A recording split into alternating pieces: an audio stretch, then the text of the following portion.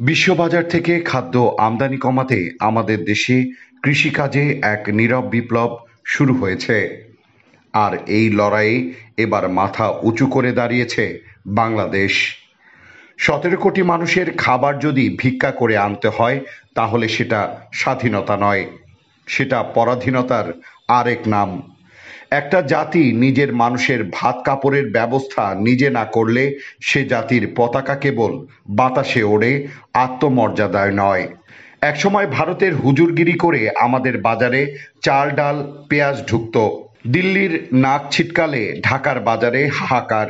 একটুখানি রপ্তানি বন্ধ করলে এদেশের বাজার আগুন হয়ে যেত। আজ সেই নোংরা অধ্যায়কে বাংলাদেশ পায়ের নিচে মারিয়ে সামনে এগিয়ে গেছে।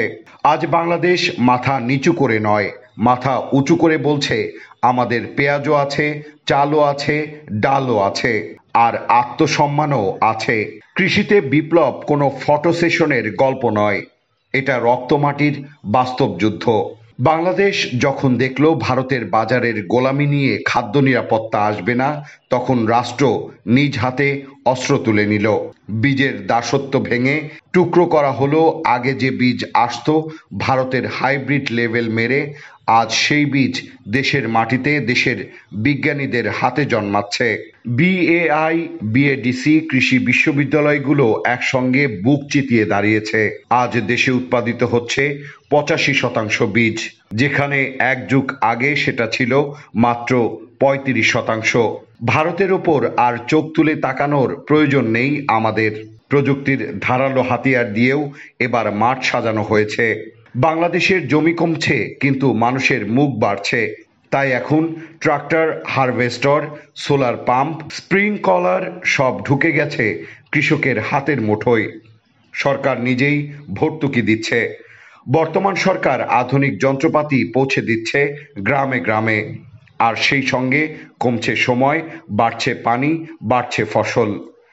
কৃষক এখন আর কাঁধে লাঙল বয়ে মরছে না।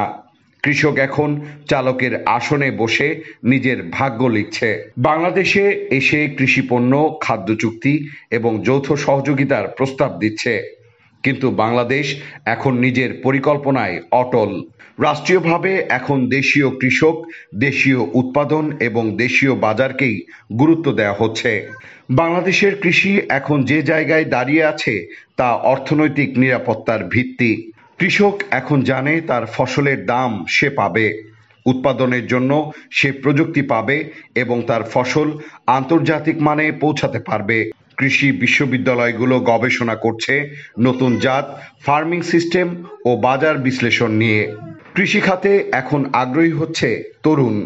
ভারত বাংলাদেশের এই কৃষি বিপ্লবকে থামাতে চেয়েছিল বহুবার, রপ্তানি বন্ধ, চুক্তির হস্তক্ষেপ, বাজার বিভ্রান্তি সৃষ্টির মাধ্যমে।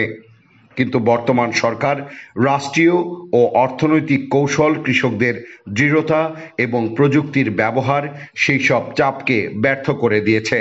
আজ কৃষিতে আত্মনির্ভর বাংলাদেশ মানে জাতীয় নিরাপত্তা, অর্থনৈতিক স্বাধীনতা এবং কৌশলগত স্বাধীনতার এক দুর্দান্ত প্রতীক। আর ভারতের মতো দখলদার রাষ্ট্রের জন্য এটি সবচেয়ে বড় পরাজয়।